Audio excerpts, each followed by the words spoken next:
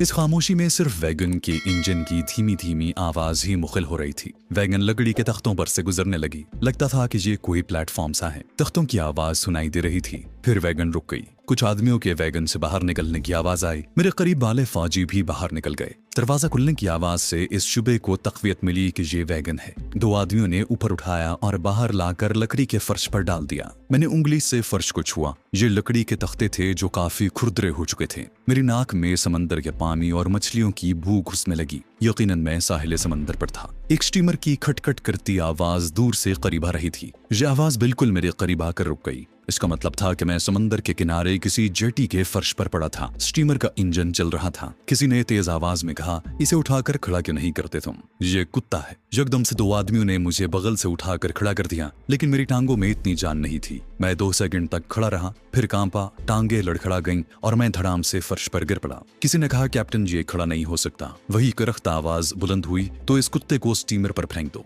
हमारे पास इतना वक्त नहीं है। Okay sir. मैं लरज उठा। अगर उन्होंने मुझे सचमुच उठाकर नीचे स्टीमर के डेक पर फेंक दिया था तो मेरी हड्डी पसली एक हो जाएगी। मैं उठकर बैठ गया और नहीफ आवाज में बोला कि मैं खुद ही चलूंगा। दो फौजी तय कहे लगाकर हंस पड़े। कैप्टन ये मरने वाला है। कैप्टन ने नफरत से थूक कर कहा, तो इसे समंदर में क्यों नहीं फेंक देते। एक फौजी की आवाज बुलंद हुई, कमांडर, हाई कमान का हुक्म है कि इसे डिस्पोज किया जाए। कैप्टन ने मुझे मोटी सी गाली दे डाली। मुझे घसीट कर आगे ले जाया गया। मालूम नहीं हो रहा था कि जेटी का चौबी फर्श कहाँ खत्म होता है और स्टीमर कहाँ से शुरू होता है। घिसटने की वजह से फौलादी बेड़ियां मेरे टखनों के जख्मों को फिर से छील रही थीं। जंजीर बज रही थी। मैंने टांगे सुकेड़ने की कोशिश की। घुटनों से दर्द की टीसे उठी। मैंने दांतों तले होंठ दाब लिए। नीचे से चारों हाथों ने मेरे शानों को पकड़कर अपनी तरफ खींचा। ऊपर वाले हाथों ने मुझे छोड़ दिया और मैं धड़ाम से एक दूसरे तख्ते पर गिर पड़ा और मेरा जिस्म डोलने लगा। मैं स्टीमर के डेक पर आ गया था। कैप्टन की गालियां फिर सुनाई देने लगी। स्टीमर का इंजन जोर से गिड़गिड़ाया और समंदर में घूमकर तेजी से एक तरफ चल पड़ा।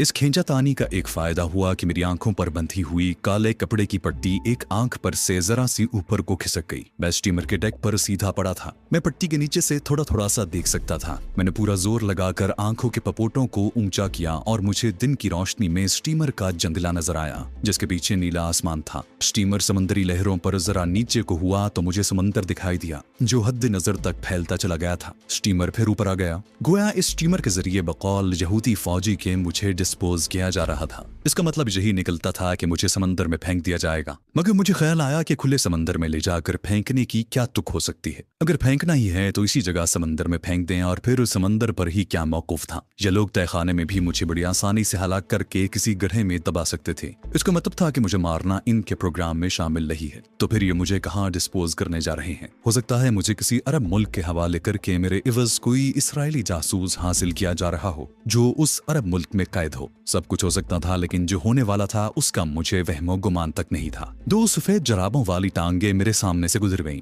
ये स्टीमर का कोई मल्लाह या कैप्टन हो सकता था। स्टीमर की रफ्तार काफी तेज थी और वो समंदरी मौजों को चीरता हुआ दाएं बाएं और ऊपर नीचे होता आगे ही आगे बढ़ता चला जा रहा था। मैं आंखों पर बंधी हुई पट्टी के नीचे से आंख का बोचल पपोटा उठाए बड़ी मुश्किल से देख रहा था। मेरी आंख नकाहत के बायस ये बोझ बर्दाश्त नहीं कर रही थी। मैंने आंख बंद कर ली। स्टीमर की रफ्तार में कोई कमी वाक़ई नहीं हुई थी। वो उसी रफ्तार से चला जा रहा था। बीच में किसी वक्त कैप्टन की तल्ख आवाज लहरा जाती। कुछ वक्त मजीद गुजर गया। हम साहिल समंदर से काफी दूर निकल आए थे। 2 भारी कदमों की चाप मेरे पास आकर रुक गई। मैंने आहिस्ता से पपोटा उठाकर देखा। 2 खाकी वर्दी वाली टांगे मेरे बाएं जानिब मौजूद थी। फिर मेरे दोनों बाजू बेरहमी से ऊपर खींचकर आपस में जोड़ दिए गए और उनमें एक बार फिर वही मनहूस हथकड़ी डाल दी गई। मैंने आंखें बंद कर ली। स्टीमर की रफ्तार मध्यम हो रही थी। मेरी मौत का वक्त आ गया था। शायद ये लोग मुझे हथकड़ी लगाकर समंदर में फेंकने वाले थे कि मैं इस बेबसी के आलम में भी कहीं तैर कर समंदर से बाहर न निकल आऊं। मगर ऐसा न हुआ। हथकड़ी लगाकर मुझे उसी जगह पर पड़ा रहने दिया। स्टीमर की रफ्तार बहुत ही धीमी हो गई थी।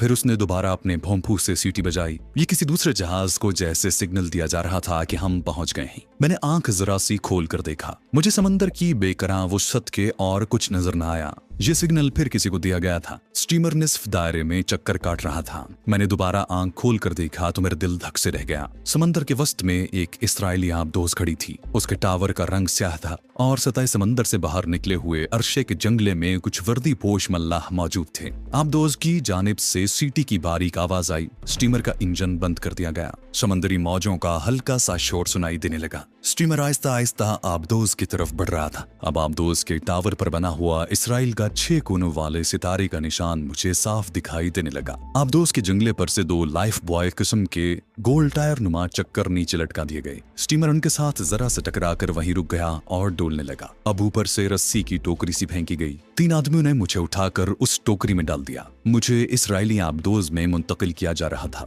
मैं उस टोकरी में सिमट कर पड़ा रहा। मेरी बेड़ियां मुझे सख्त तकलीफ दे रही थी। टोकरी को ऊपर खींचा जाने लगा। मुझे स्टीमर की विसल की आवाज सुनाई दी। उसका इंजन स्टार्ट हुआ और वो खड़खड़ करता पीछे हटने लगा। मैं टोकरी में बैठा आबदोज के अरशे पर आ गया, जहां कुछ मल्लाहों ने पहले से कपड़े का एक स्ट्रेचर तैयार कर रखा था। मुझे एक बेजान शय की तरह उन्होंने टोकरी में से निकालकर स्ट्रेचर पर फेंका और आबदोज के टावर के करीब बने गोल सुराख में से, जिसका ढकना ऊपर को उठा हुआ था, रस्से की मदद से नीचे लटका दिया। मैं लोहे के जीने से टकराता नीचे आबदोज के फर्श से जा लगा। जहां खड़े 2 मल्लाहों ने मुझे दबोच लिया। एक ने झुककर मेरी आंखों पर बंधी हुई पट्टी और हथकड़ी को चेक किया, फिर ऊंची आवाज में कहा, ओके सर। मैंने आंखें बंद कर ली। 2 मल्लाह मुझे स्ट्रेचर पर डोली डंडा करते आबदोज की देव पैकर मशीनों के दरमियान से गुजारते, तंग राहदारियों में से गुजरते एक दूसरे जीने पर से होकर नीचे आ गए। ये शायद आबदोज की तीसरी निचली मंजिल थी। मैं थोड़ी सी आंख खोले बराबर देख रहा था। सामने लोहे का एक बहुत भारी बेजवी दरवाजा आ गया, जिसको मुख्तलिफ आलात से हवा बंद किया गया था। वहां एक मल्लाह पहले से मौजूद था। उसने इशारा पाकर चरखी घुमाकर दरवाजे के आलात को अलग किया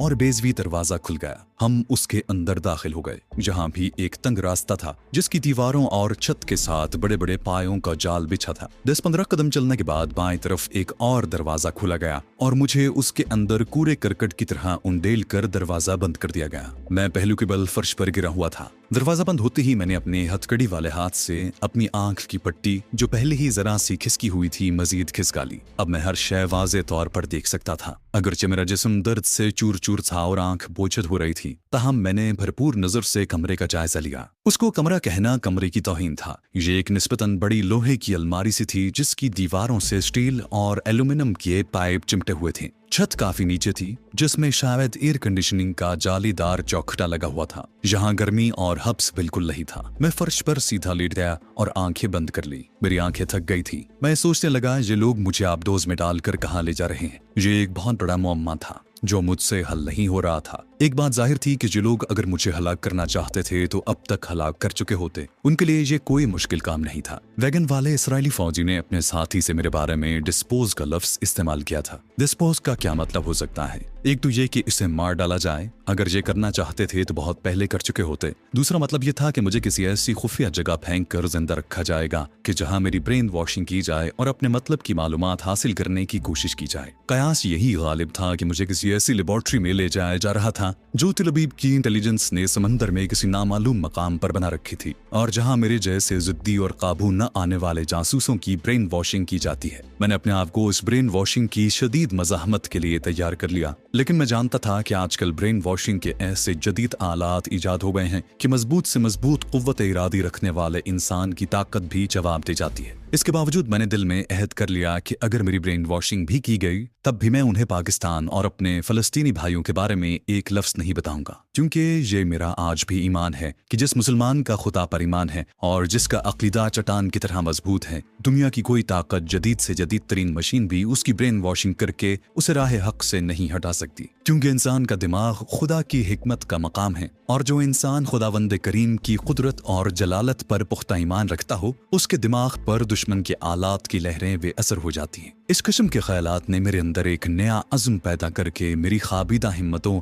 और सलाहियतों को बेदार कर दिया। मैंने अल्लाह और उसके रसूल सल्लल्लाहु अलैहि वसल्लम को याद करना शुरू कर दिया। मैंने महसूस किया कि मेरे जिस्म का दर्द खत्म हो गया है और अल्लाह और उसके रसूल सल्लल्लाहु अलैहि वसल्लम के मुबारक नाम के विर्द से गोया मैं फिर से जिंदा हो गया। फर्श में लर्जिश सी पैदा हुई। आबदोज के इंजन स्टार्ट हो गए थे। ये जगह कुछ इस तरह से हवाबंद थी कि सिवाय इंजन की धीमी धीमी सनसनाहट के बाहर की कोई आवाज सुनाई नहीं दे रही थी, या मेरे सेल के आगे से कभी कभी कोई मैरीन तेज तेज कदमों से गुजर जाता। अचानक मुझे खटाक की आवाज सुनाई थी। देसवी दरवाजा पीछे हट गया। दो मेरीन मल्लाह अंदर दाखिल हुए। एक खाली हाथ था, दूसरे ने अपने हाथ में लंबी नाली वाला पिस्तौल थाम रखा था। ये मैंने पट्टी के नीचे से देख लिया। समझ गया कि आखिरी वक्त आन पहुंचा है। ये लोग मेरा काम तमाम करने आए हैं, लेकिन ये काम तो वो आबदोज के ऊपर भी कर सकते थे। इस तरह तो उन्हें मेरी लाश समंदर में फेंकने की भी आसानी मुयस्सर नहीं। जिस मेरीन के हाथ में पिस्तौल था वो दरवाजे के पास ही खड़ा हो गया। दूसरा 2 कदम उठाकर मशीनी आदमी की तरह मेरे करीब आया और मेरी आंखों की पट्टी और हथकड़ी खोल दी। फौरन पीछे हटा और दोनों सेल से बाहर निकल गए। खटाक से दरवाजा दोबारा अपनी जगह पर आकर हवा बंद हो गया। सबसे पहले काम मैंने ये किया कि अपनी दोनों हथेलियां आंखों पर रखकर उन्हें आहिस्ता आहिस्ता मलने लगा। मेरी आंखों में जलन हो रही थी। मलने से किसी कदर आराम पहुंचा। चेहरे पर नरमी से हाथ फेरा। मेरी दाढ़ी जल गई थी। बाल मरोड़ियां बनकर जल्द के साथ चिपक गए थे। जल्द में अभी तक जलन हो रही थी। जबड़े की सूजन किसी कदर कम हो गई थी। मैंने पेट पर से तमीज की धज्जी हटाकर अपनी नाफ को देखा। वो जलकर स्याह हो गई थी और उस स्याह धब्बे के बीच में से चर्बी दिखाई देने लगी थी। फिर मैंने अपने टखनों का मुआयना किया। टखने के जख्मों पर से खून रिस रिस कर मेरी पतलून की मैल से चिपक कर पांचों में जज्ब हो रहा था। मैं अपनी पिंडियों को हाथ से दबाने लगा। मुझे सुकून मिल रहा था। जिस बाजू पर इसराइली जल्लाद ने डंडा मारा था वो हाथ लगाने से अब भी दुखता था। मैं फर्श पर पीछे को खिसक कर लोहे की दीवार के साथ लगकर बैठ गया। मेरे नाखून काफी बड़ाए थे, उनमें मैल जम रही थी। घर घर की धीमी आवाज आई। मैंने छत की तरफ देखा। छत के ऐन वस्त में एक जगह से लोहे का टुकड़ा पीछे हट गया था और वहां एक चौकोर सुराख बन गया था। या अल्लाह खैर, कहीं सुराख में से साइनाइड गैस की बारिश तो नहीं होने वाली।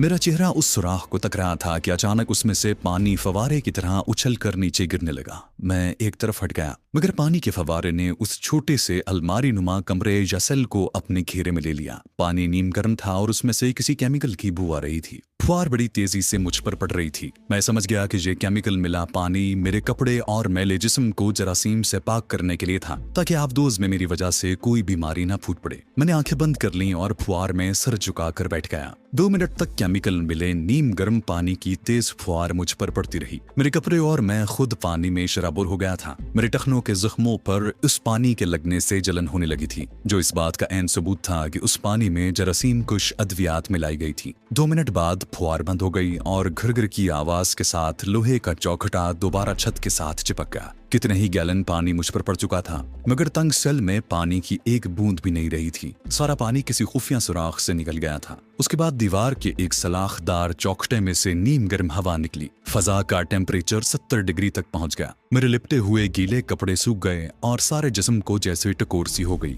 उसके बाद ये गर्म हवा भी बंद हो गई और सेल की फजा आहिस्ता आहिस्ता फिर अपने असली टेम्परेचर पर आ गई। मुझे यूं महसूस हुआ जैसे किसी ने पहले तो मेरे जिस्म पर हल्की हल्की मालिश की हो और फिर मुझे गर्म पानी से नहला दिया हो। मुझे अपना आप हल्का फुल्का महसूस हो रहा था, अगरचे जिस्म में से दर्द की हल्की हल्की लहरें अब भी उठ रही थी। टखने के जख्मों में से गर्म पानी और गर्म हवा की वजह से खून दोबारा रिसने लगा था, लेकिन जब फजा में हल्की हल्की खुनकी आ गई तो खून रसना बंद हो गया। मुझे भूख का एहसास हुआ। प्यास मैंने फुहार का पानी पीकर काफी हद तक बुझा ली थी। सबसे ज्यादा खुशी मुझे इस बात की थी कि मेरी आंखों की पट्टी और हाथों की हथकड़ी खोल दी गई थी। मैं देख सकता था और अपने हाथों को आजादी से हिला सकता था। मैं फर्श पर चित लेट गया। मुझ पर गुनूदगी तारी हो गई और मैं सो गया। आंख खुली तो आबदोज के इंजन बंद हो चुके थे। कब्र जैसी गहरी खामोशी छाई थी। मैं उठकर बैठ गया। लोहे की दीवार के साथ कान लगाकर सुनने की कोशिश की, कोई आवाज नहीं आ रही थी। मैं उठ खड़ा हुआ। मेरी टांगें जरा सी लड़खड़ाईं। मैंने दीवार का सहारा लिया और कदम कदम चलकर सामने वाली दीवार के पास आ गया। उस दीवार के साथ भी कान लगाकर देखा।